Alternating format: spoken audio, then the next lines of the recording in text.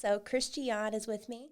She's been writing music and singing songs since she can remember. She's been living in Montana for 13 years with her family and continues to gravitate toward music as a way of self-expression. She is our next act lined up for Press Play, the monthly benefit concert we hold here at the Interlake office. Thanks for joining me, Christiane. Yeah, thanks for having me. Yeah, this is exciting. So I've been listening to your music a little bit. You have such a lovely Joni Mitchell-like sound from what I've heard. What draws you to writing these kind of songs? Well, it's funny that you say Joni Mitchell because I think a woman with a guitar singing, it's like everybody who wants to talk to me afterwards often compares me to someone they know or that they associate with. And I'm always find that interesting to get that feedback because I would never think that I sound like Joni Mitchell. But I love that that's your experience with it. And yeah, like I said, being a woman with a guitar is a powerful thing. And so when someone asks me, people always want to know, what style of music do you play? Or who do you play or sound like? And I can never answer that question. And I've always been a person who doesn't like fitting in a box or being stuck with a label or genre. And so I'm always like, it's like bluesy, folky, country, bluegrass. And the other day, even a venue had jazz under my thing. And I was like, jazz? And then I was playing my songs. So I was like, oh, yeah, there is a little, jazz sprinkled in. So when I write my songs, it's really not so much of like what I'm trying to sound like, but more of what I'm trying to convey and the feeling. And so sometimes it's like I'm messing with my guitar and a beautiful chord progression comes through and I'm like, ooh, and what does that feel like? And what is that trying to say? And then putting lyrics to that. Or sometimes it's like something inspires me and then I'm like, I gotta make that into a song, and that's how can I fit that emotion in what style? Whether it's like blues, I need to get some blues out, or I want to make a real tender, finger pick, lighthearted song, or like major chords for something happy. Yeah. That's so cool. Who are some of your musical influences?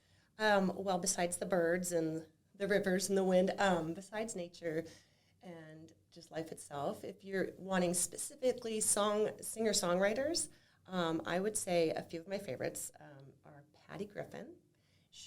Something I love about her is she gives me a real visceral reaction, like chills or goosebumps, and she just has this sound that is so unique, and her songwriting is fantastic. And that's something that I hope for. When people tell me that they got chills or goosebumps or teary-eyed, I'm like, yes, that's the biggest compliment, and she does that for me.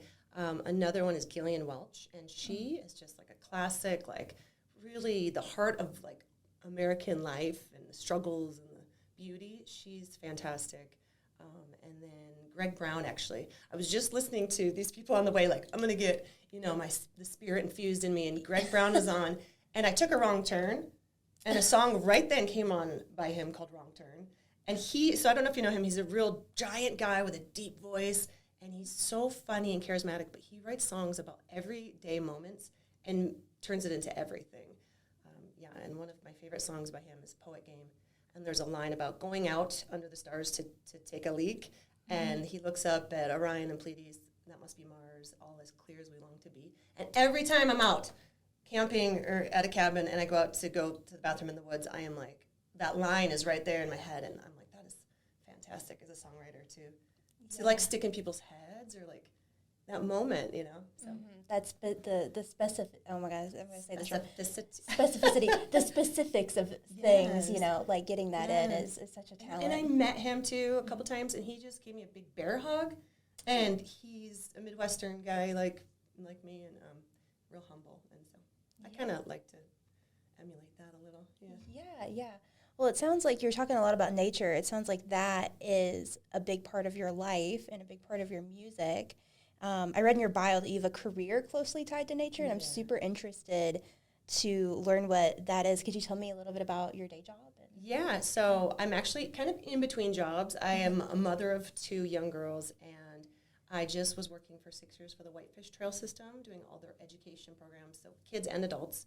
And that's what I've done my whole life. As a park ranger with nonprofits, I train nature guides. So I studied in school interpretation, which is a form of communication to connect people to a resource, nature specifically for me. And then graduate studies too, environmental education. So my passion growing up, I loved being in the woods. And through like hard times as a child, nature was this place, like a sanctuary of like acceptance and also imagination. And I'd create and play. I was a child of the 80s, and we were free range out in the woods in Michigan and the lakeshore. And so I went to college thinking like, I want to do that for my life, and I want to get other people doing that in some ways and connecting. So I've been doing that forever. And then, yes, it's like I write poems. I've been studying poetry for 5 years, and everything for me, nature is this like vehicle. It's like so steeped in metaphor. So, you know, maybe I can't express completely like this sorrow, but I can use the moon waning to like, you know, I'm just saying an example. And that can be this vehicle. And that's what poems do. They take something, you know, this tangible thing, and like put this human emotion to it. And nature does that. And recently I studied to be a nature therapy guide. And that's my new sort of pursuit and that's less informative, like less teaching, but more getting people, it's like a process to get people into their senses and away from their phones and away from distraction and their senses in nature.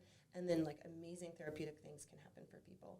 And one of which is creative insight. And so nature for me has just always been a source of inspiration and creativity. Yeah. I mean, nature's so creative. It is. I mean, like, just...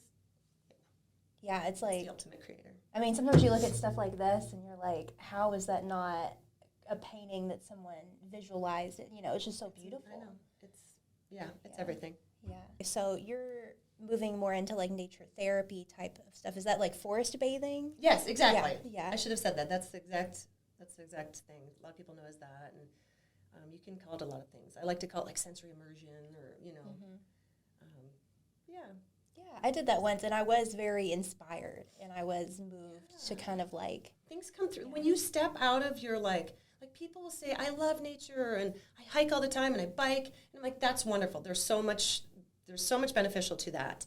But are you talking to someone the whole time? Are you going from, like, your destination, your goal? You're like, when you do forest bathing or nature therapy, it's like, there is no agenda besides, like, you get an invitation to go do something that's sensory-based, out of your thoughts, and you end up doing something you would not have done, or interacting with another being that you wouldn't have, whether it's a tree or a mouse, you know, or a stone, I don't know, and then all of a sudden you have awe, or you have memories from childhood, or, you know, and you just engage, and it's so amazing. Yeah, it really makes you pay attention. Yes! Yeah. And Mary Oliver, one of my favorite poets, I would say poetry really influences my music, so that's why I talk about poetry, but Mary Oliver, what's her quote? Did I write it down? Oh, attention is the beginning of devotion. There's a quote from one of her poems, and it's like so true. When we are less distracted and can focus and like connect with our senses, it's really a way into the heart space and devoting to the moment, to being present in the moment. And I think music has that impact, you know? People stop thinking and they're all of a sudden immersed in their senses or their heart.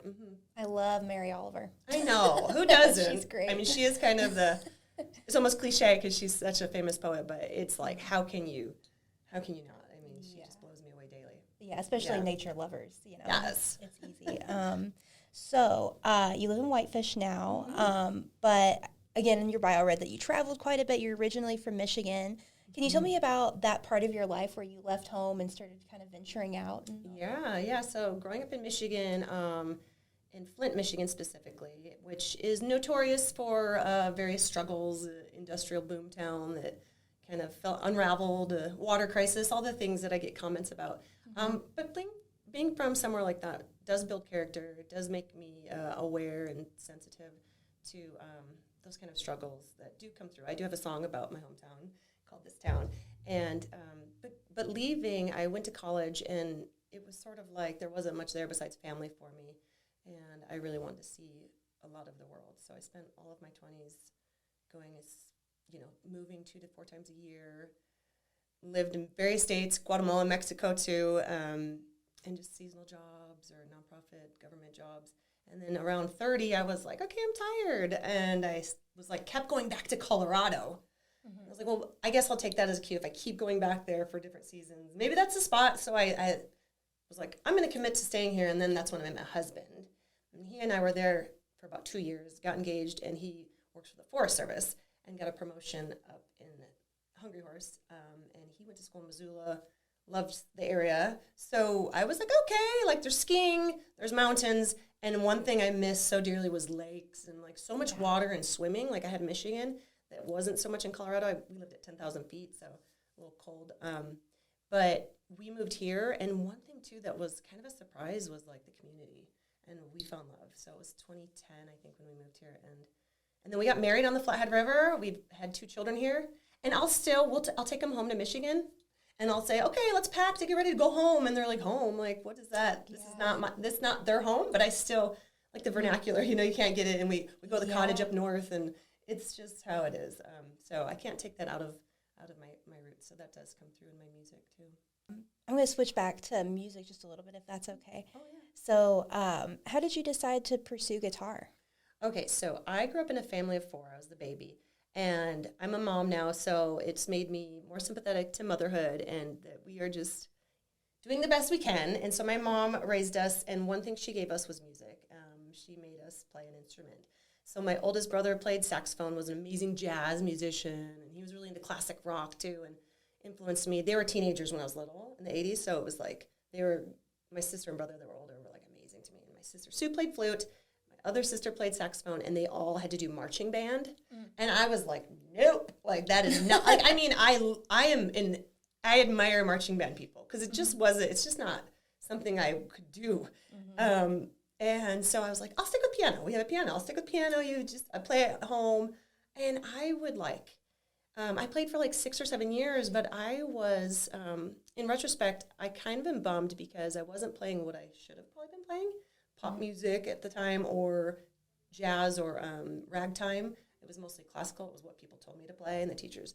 And so I kind of didn't pursue it the way I wish I could have, but at the same time, it gave me that foundation. And when I left home, I was like, I want to write songs. I want to be musical. What can a guitar is so transportable. And so I got my first guitar when I was in college, and I took few years of lessons, and that was like therapy. I'd go see a guitar teacher for a couple of years, and he was wonderful. It just like, I don't know, we just played music, and so I fell in love. Yeah. While you're traveling and moving different places throughout your 20s, it sounds like music was still really important to you. What did that look like back then? Were you still were you writing songs when they came to you? Or? Yeah, so I still have some old songs that I wrote 20 plus years ago that I still perform once in a while, or like a couple that are really strong ones. And then I've evolved. But yeah, I would say I've always been writing songs. I had a really hard time putting lyrics or singing with piano. Mm-hmm. So it's interesting. Something in my brain can do guitar, but not piano. And so that was liberating to have a guitar and be able to put that together. So, as a young adult, when people are young adults and I moved around so much, and I was so introduced by different people from all the people I met. And so that was really neat because like Greg Brown was introduced to me, not through my family. My sister and brother, and being in the 80s, like MTV was like everything. Mm-hmm. Oh my God. So I love 80s music because it was such a part of me, it was so influential. And a song can come on from the 80s, and I'm like, oh, I still get that little feeling I got when I was 8. But then being out of the house and being introduced to stuff that other people know, and that was really pivotal too. That's when I started really listening to more singer-songwriter type musicians. Yeah. What inspires you to write music right now, like in this moment? Music is a form of creative expression for me, and creative expression, I consider myself kind of an amateur artist in many things. And so I like to paint, and I like to draw, and I take photography, and I write poems and read poems and write songs. And it kind of like, when you're creative, the more active you are in any of those things, the more it fuels each other. It's like a synergy. And so sometimes songs just come to me, and they just like fly in like a bird, and I'm like, gotta get this down. And sometimes it's like, whoa, that just happened. And sometimes it's like a laborious process. And the thing is like devoting time and energy to creativity is like tapping into the source for me, like spiritually speaking. I think that the universe is a creative place, and it's also destructive. And I do feel like creativity is a form of activism. It's a form of saying like, whether or not you're productive with it, right? Like, at some point in our lives, in our culture, I feel like a lot of us are we somehow get convinced that it's not worth our time to be creative because it's not lucrative, or we don't have time because we literally do have to work and pay the bills, or we're not good at it, so it's not worth it. But like, I work with children, and we make a mud pie contest or like a bake-off with mud pies, and kids get so into it. They're so sensory, and they're so proud of their work. And it's like, what happens to us adults? Like, it's like we're so critical, or we think that if it doesn't sell or if people don't like it, take that aside and let's get back to the creative process, right? So for me, making music and writing poems and doing art is so fulfilling because it feels so good to be in that flow of the universe, that side of things, to counteract like the things that are bringing us a little bit down or stuck.